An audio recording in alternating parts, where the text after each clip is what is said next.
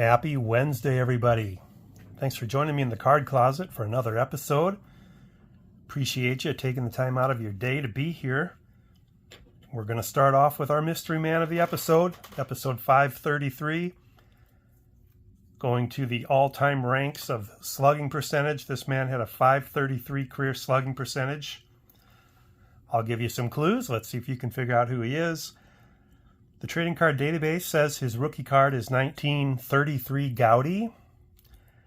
Even though he had cards in 1929 with Cashin Publications and Leader Novelty Candy.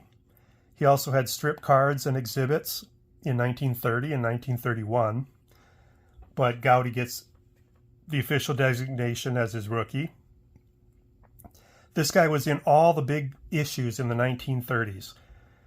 Gowdy, National Chickle, Batter Up, Butterfinger, Wheaties, Exhibits, Play Ball, Double Play, and many more. He is a Hall of Famer, and nobody else in the Hall of Fame has a last name shorter than his last name. In fact, there are only 3 others in the Hall of Fame that have a last name equally as short as his last name. He made his Major League debut in 1926 at the age of 17 with the New York Giants, and he played 22 seasons there with the Giants. He was a 6-time home run champion. He retired as the all-time home run king in National League history with 511. That record would not be broken until Willie Mays broke it in 1966. And when this guy retired, he was 3rd overall in home runs all-time to Babe Ruth and Jimmy Fox. Although he was in his prime in 1933, he did not participate in the first ever All-Star game. But for the next 11 seasons, he was in right field for the National League in the All-Star games numbers 2 through 12. He holds some all-time records. Most games played before the age of 30. Youngest player to hit 100 home runs and 200 home runs. Most home runs in one ballpark, 323 at the Polo Grounds. Most home runs in one city, 348 in New York City, just a couple more than the Babe did. This man was immensely popular with the fans. In 1938, this guy was shifting back and forth between right field and third base. There was a poll that year for the fans to vote the most popular player at each position, and this guy won for both those positions. And in 1944, there was another poll, and he was voted the most popular sports hero of all time.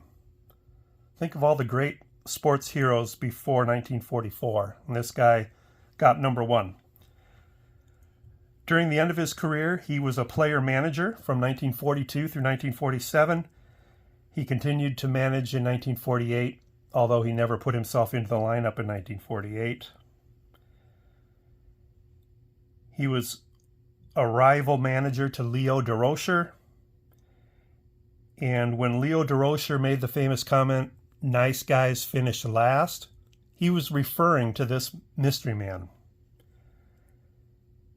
Big numbers. 1,800 runs, 2,800 hits, 511 home runs, 1,800 RBIs, 304 career batting average, top tier Hall of Famer. No doubt about it. Let me know in the comments if you were able to get this man. It's none other than Mel Ott.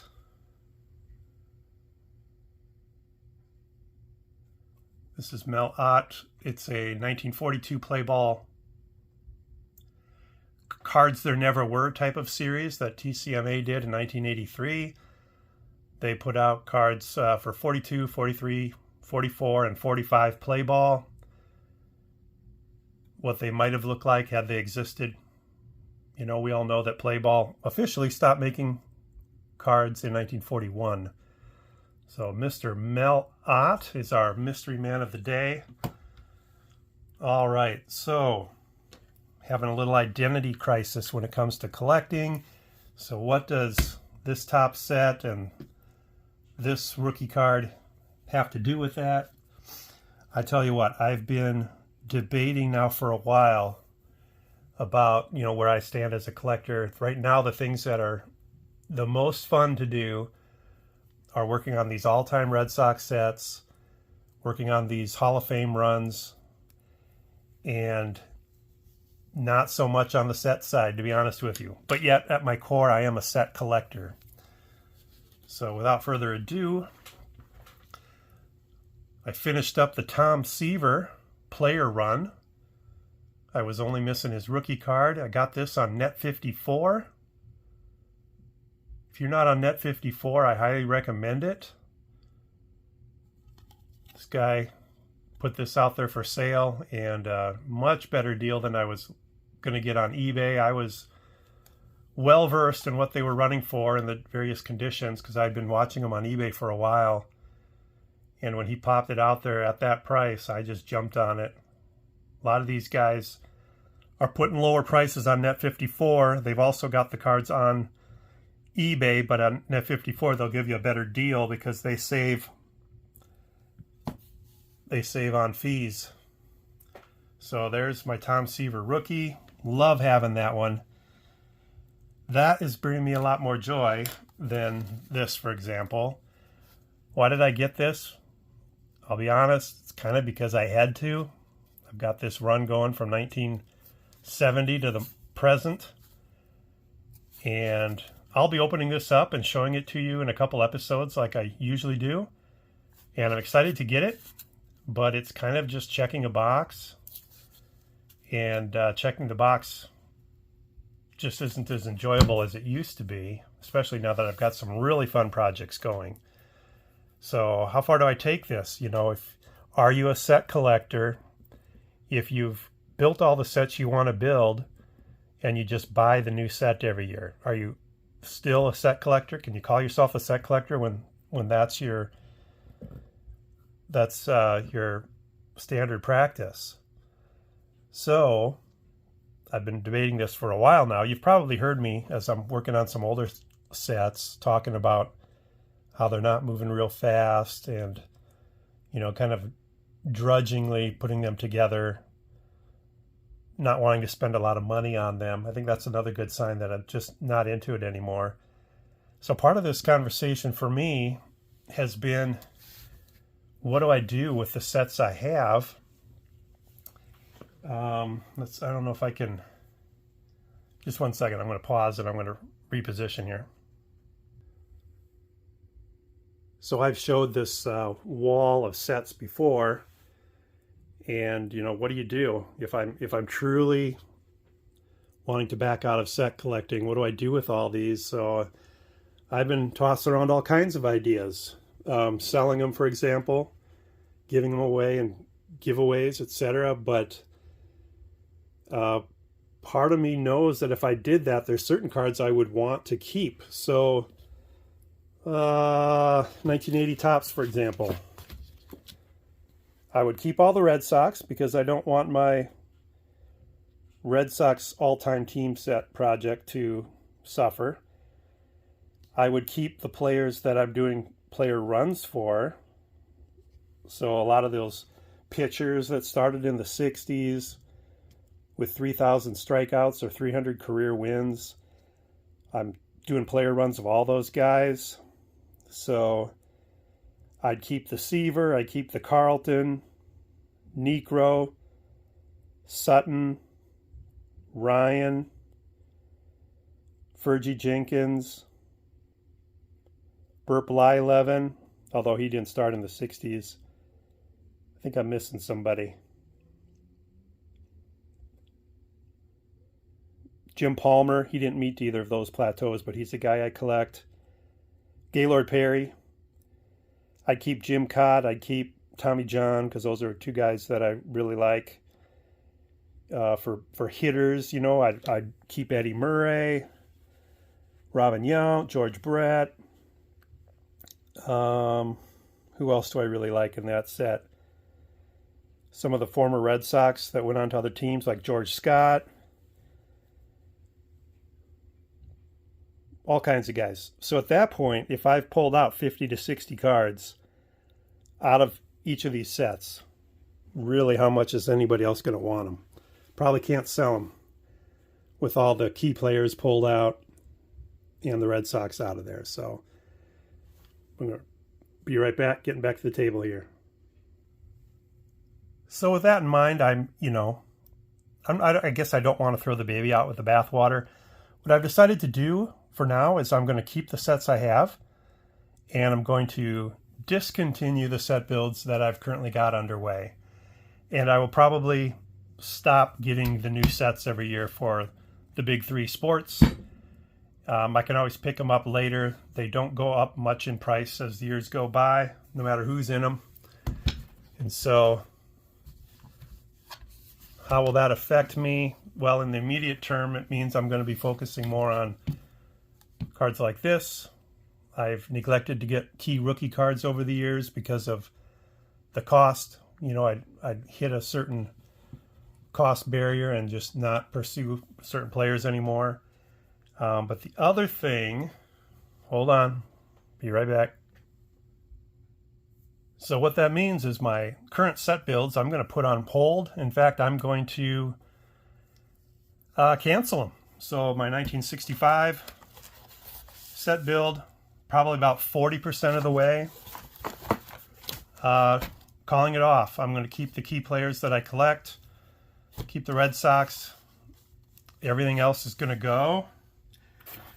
1961 Topps build. I think I'm 60 or 70% of the way on that one. It's going to go. I'm not going to pursue it anymore. I'll keep the Red Sox and key players. Mickey Mantle is not a guy I collect. Nor is Al Kaline. Nor is Brooks Robinson. Nor is Harmon Killebrew. Nellie Fox. I think there's a Whitey Ford in here somewhere too. Yeah, so those are all going to be available. I'll probably put them for trade or sale on Trading Card Database. See what I get. I mean, if you're building this 61 set and you want to talk, let me know. This is kind of a general condition. Centering is not always on, but the corners are generally very good. Just randomly pulling some out here. So these cards were just not. I have these upside down so that when I look at it from the other side, I can see the number, that the number is facing up. And then 1969, same thing. These are going to become trade bait, trade fodder. And then finally, my 57 set build. I did a video a couple years ago called How to Build a Vintage Set Economically. I've had thousands of people watch that video. And since I made that video, I've probably only added a handful of cards to this set build. So it just really shows you that my heart wasn't in it. But sometimes, you feel that that's your identity. So you need to be building a set. And so that's kind of where I'm at. I would be really curious to know in the comments if you've ever had a moment like this where you start to maybe lose interest in certain types of projects, if your collecting identity is ever in limbo. I'd really appreciate knowing if you have had that situation. Was it a temporary thing and you came back to your senses a period of time later? If so, maybe I'll hold on to this stuff in case I change my mind again. Or was it a permanent thing and your heart never did come back to your first love? So let me know in the comments if you've been through this before and maybe give me some advice. I'd really appreciate it. So there you go, everybody. Let's get Tom Seaver out here one more time. Where'd he go? He got pushed aside somewhere. I don't know. He must be under this box. But anyway, Appreciate you guys. Thanks for joining me. And we will talk to you next time. Bye.